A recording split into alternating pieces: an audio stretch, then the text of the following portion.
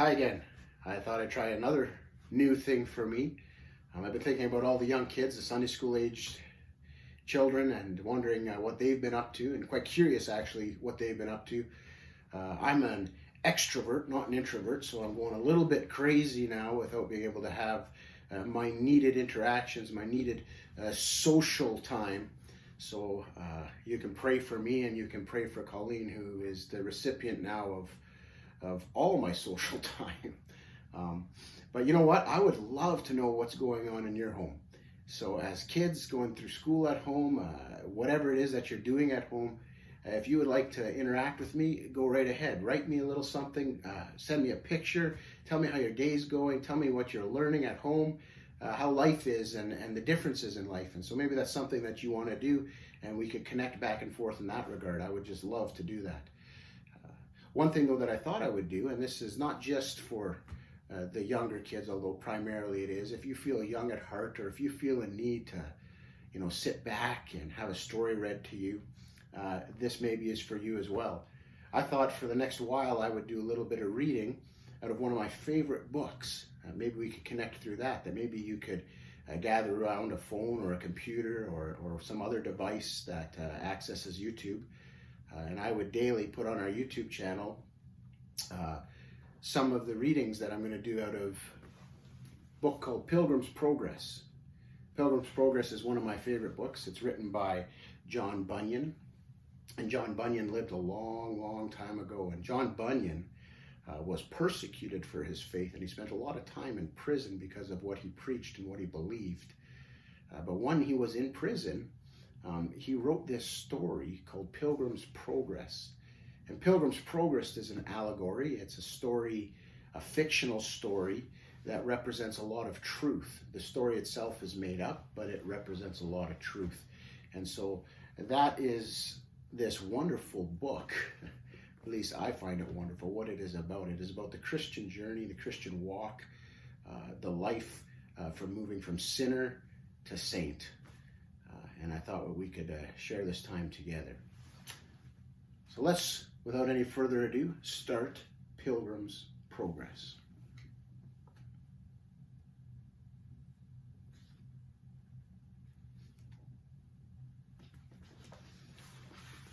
Chapter 1, and it's got this crazy picture here of this fella.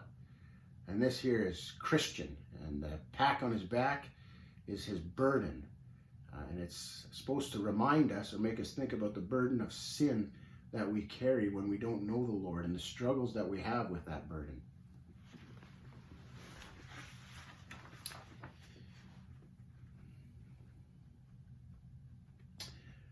On my journey through the wilderness of this world, there came a time when I found myself caged up in a very dreary dungeon. Now, how I came to be in that place and what befell me there is not for me to relate in this little book. What is for me to tell is the story of my dream. For you see, while I was shut up in that most loathsome place, surrounded by profligates and felons, I seemed to breathe the very atmosphere of heaven. Yea, 'twas there that I laid me down to sleep, and as I slept I dreamed a most wonderful dream. In this amazing dream, I saw before me the most miserable man I have ever seen. He stood before the front door of a very tumble-down and miserable excuse of a house. He was dressed in garments that would scarcely merit the title of clothing in the genteel place where you dwell. Rags is what they really were, more frayed and tattered than the clothing on any bagman beggar you ever saw. His face was very sad and was, for the better part of the time, turned away from his house. In his right hand he held a little black book, and upon his back he bore a huge burden. A great big black bundle of a burden that looked as if it must shortly press him down to the ground. 'Twas a very mysterious burden that he carried, for as large and heavy as it looked to me, I soon perceived that it was invisible to those about him. But you can be sure that it was quite real to him. Just as real to him as the burdens of your soul are real to you. Now as I beheld in my dream, I saw him open the book and read, and as he read, he began to weep and tremble. He bowed lower and lower as his weighty burden was somehow growing even heavier. Finally, unable to endure any longer, he cried out with the most mournful voice I have ever heard, saying, "Oh, alas, woe is me! Woe, woe, woe! Is there no one to help me?" But to his despairing cry, there came neither answer nor reply. He looked left, down the winding, twisting lanes of his tumbled-down town, and saw nothing but other people clothed in rags, just as patched and worn as his own. He looked right up the twisting, winding streets of his tumble-down town, and again saw nothing but more people in the same miserable state. In this dejected frame of mind, he turned to enter his little tottering shack of a house. Once within that dreary little one-candle cottage, he tried his very best to act as normal as possible, lest he should alarm his wife and young children. But try as he might, he could not contain the moans and groans that forced themselves from unwilling lips. Finally, noticing that his wife and children kept stealing quick, sideways glances at him, and seeing that keeping his silence only seemed to aid to his sorrows, he decided to open his heart to his loved ones. And this is what he said.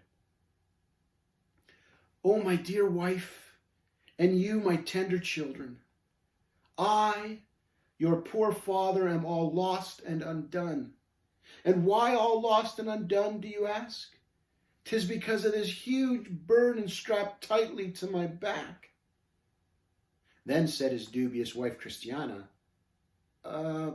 "Burden? What burden, my dear?" "I don't see any burden, Papa," piped up Matthew, his eldest son. To this the man replied, "Can you truly not see it?" "No," they chorused, all as one voice. "Oh dear, what can I say?" he groaned. "For whether you can see it or not, this weight is about to crush out my life." "Dear, dear," said his wife, her brow deeply furrowed with grave concern. "An invisible burden so heavy as to crush out your life? What can it be?" Hear me well, my dear ones. I have been reading words from this, my little book." At this his family exchanged one of those knowing glances that shouted silently, "Oh no, we were afraid something like this was going to happen." At last Samuel, with strained politeness, ventured to ask, "And, what do the words in your little book say, dear father?" "They tell me that this our city will soon be burned with fire from heaven." "What?" cried his ashen-faced wife with a shocked expression. "Burned down?" "Yes, burned to ashes." "No!" "Yes," he insisted even more earnestly, "and in that fearful overthrow we shall all miserably come to our ruin." "Oh, my dear husband," she exclaimed, dropping her head into her hands with a moan. And as for a way of escape, he added despairingly, "I can see none."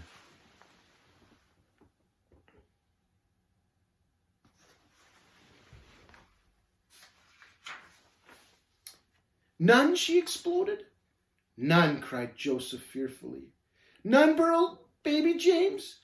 "No, none. None at all," he answered sorrowfully. "We are doomed to perish with this miserable town of destruction." Now at these words his family was put into a state of shock.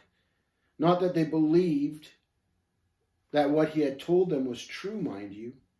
Oh no, certainly not. But rather because they conceived that he had gone stark, raving mad. Therefore, since it was getting on toward evening, they served him a spot of hot tea with a touch of lemon and honey, wrapped his neck with a heavy grey woolen rag, and bundled him off to bed. "There," said his wife as she latched the door quietly behind her, A good night's sleep ought to settle his brains a bit. But the night was just as troublesome to him as the day. Therefore, instead of sleeping peacefully, he tossed to his left and cried out, "Ah, woe is me, lost and undone am I, all lost and undone." Then there would be sighs and tears as he rolled on to his right, moaning, "Ah, what shall become of me, wicked man that I am?" And so he spent the long, lingering hours of darkness. Now, when morning was finally come, Matthew, his eldest, donned his sunniest smile and cheerfully addressed him, saying, "Are you feeling happier now, dear father?" "Yes. How goes it with you, dear husband?" sighed Christiana, trying her best to squeeze a touch of optimism into her fatigued voice. "Worse," he moaned. "Worse. Yes, worse and yet more worse," he continued. "Oh dear," she cried with more impatience than concern. "What more can we do for you, poor man?" To this he answered desperately, "We must set ourselves to study and pray that we may know how to escape this city of destruction." "Escape?" she exploded. "My dear husband, there is nothing to escape from. Now come to your senses before the magistrates declare you to be a lunatic and cage you up forever." "No, no," he cried. "I am in my right mind. There is danger and we must escape forthwith. But how? Only how?" "Husband," snapped Christiana, her pot of anger beginning to boil over, "come to yourself this instant." None thoroughly convinced that their husband and father was indeed going quite mad, they sought to drive his affliction away by treating him with the utmost hardness and disrespect. Sometimes they would scold him, sometimes mock and mimic him. At other times they would totally ignore him. But as you well know, this is no way to treat a soul in distress. Not only did it fail to help him, it actually added to his burden, because now he began to fear all the more for his family's salvation. This added burden of worry drove him more often than ever to his chamber, where he would pray for their souls as well as his own.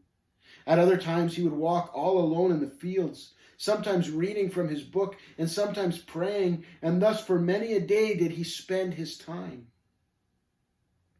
Now as my dream unfolded, I saw him once again walking in the fields.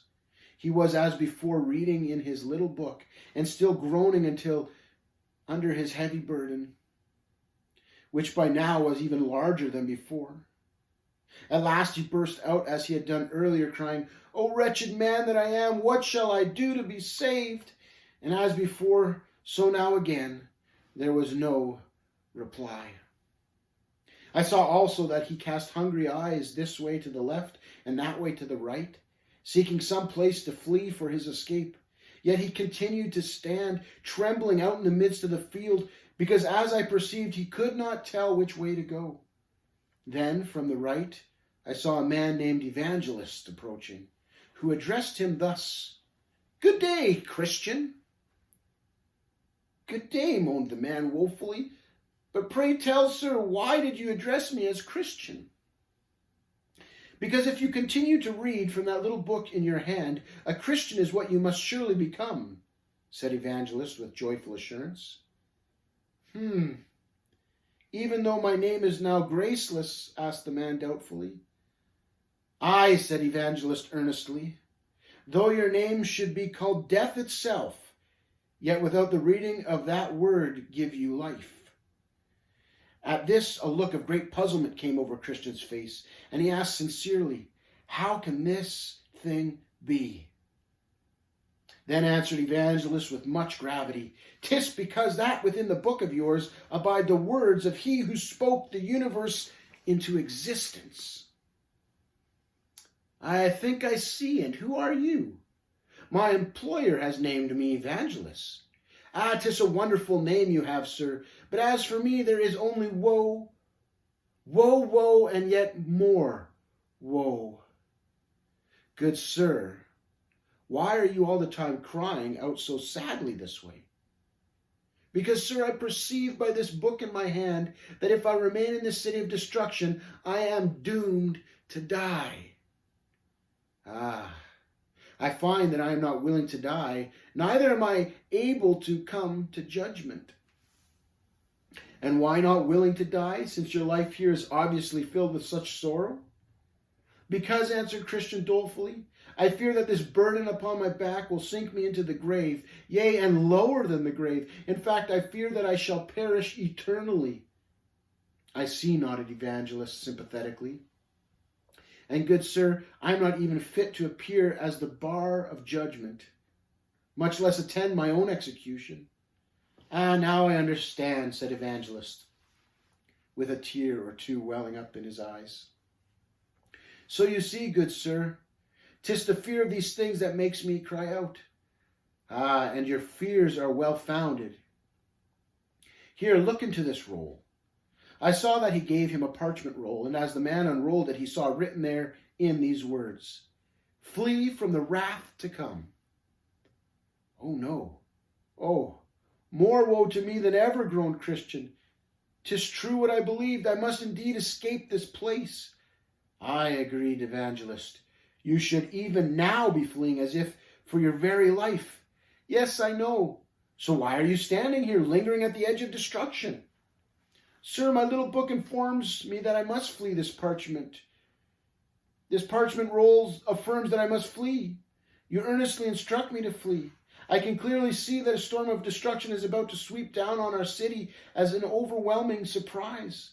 So I know full well that I should be running, and I truly want to be running. But good sir, And at this the man began to weep and stammer, I honestly don't know which way to go. Can you help me? Look, urged Evangelist, pointing across the plain. Look over there across that wide, wide field. Do you see yonder wicket gate? Christian strained his eyes to see through his tears, but was finally constrained to confess, no. Then tell me, do you see yonder shining light? Wiping his tears and stretching his eyes even more, he was finally able to say, I think I do. What color is it? Asked Evangelist, hoping with all his heart that the man told no lie. To be perfectly frank, sir, I can barely see it, but it seems to be white, I think. Good. That's it. All you need to do is to keep your eye on that light. But I can scarcely see it. No matter about that. As you follow what little light you have, you will grow. You will find it grows ever more brilliant in your eyes. Soon the things to earth will grow strangely dim. Only remember, always move toward the light. If you do, you will surely be led to the wicket gate. Indeed, well, that's easy enough.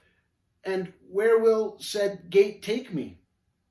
That gate is the trailhead into the path that leads to the celestial city, answered Evangelist joyfully. Go directly there too, and you shall learn how to inherit eternal life. I shall, good sir, he said, hitching up his breeches and tightening up the frayed cord that served as his belt. I shall. See that you take not your eyes off the light, warned Evangelist solemnly. Oh, I shan't, he answered joyfully. Oh, I didn't dream that finding the way could be so easy.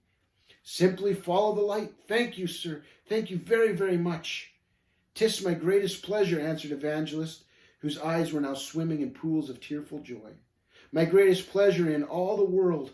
So I saw in my dream that the man began to run. Now he had not run very far from his own door, when his wife and children, seeing him, grew alarmed and began to cry after him. Mama, look, cried Joseph, Papa's running away from home. Come home, Daddy, burbled baby James. Christiana called out sternly, Husband, where are you going? To life. Life. Eternal life. Oh no, he's gone and fallen clean off his wagon, blurted out Matthew. Papa, where are you going? Never mind where he's going, urged Samuel. Just get him back into bed before he hurts himself. Father, come back. Christiana, seeing not the slightest slackened of his pace, screamed out after him, Graceless, you get back here this minute. Do you hear me? Come back this instant. Life. Life, eternal life, shouted Christian as he galloped on with his clumsy burden swaying heavily from side to side. Graceless, you best obey me, threatened his wife earnestly. Mama, shouted Matthew. He's put his fingers in his ears. Now he can't even hear us. Oh, the fool man, cried his wife. That book of his has so rattled his brains that he can't even listen to reason. Graceless. Papa, you crazed fellow, called Matthew. Come back here before you hurt yourself. To this teary-faced little James pulled his thumb from his mouth and cried piteously, Come home, Daddy. Now by this time all the commotion had aroused the entire neighborhood and began to draw quite the crowd. Said one, Come look, it's Graceless. Look, Adam stumbling across yonder meadow. I observed a second. He's finally flipped his wiggies. Another called after the fugitive saying, Hey, fool man, come back before you lose your way. To which yet another answered, let the fool go before off we are without the likes of him around here. Then there came running up, all huffing and puffing, a stout, mullish-looking man named Obstinate, who asked, What's all the excitement, lads? Oh, answered the first nonchalantly, chewing on a straw. The fool has finally lost his mind and run amuck. Aye, cried the second, straight into trouble he goes. Yup, sure enough, the egg is finally cracked, has declared the third. Then said Obstinate, So he's finally made a break for it, eh? Now at this moment there came up a wimpy wisp of a man named Pliable, who gazed after the fleeing man with a worried look and whined. Oh dear, oh me, oh neighbor Obstinate, I just knew this would happen. What with him reading that book all the time? Yes, brother Pliable, Obstinate answered gruffly. We should have taken it away from him as soon as we saw the distemper begin to settle upon his soul. We'll continue with our reading next time.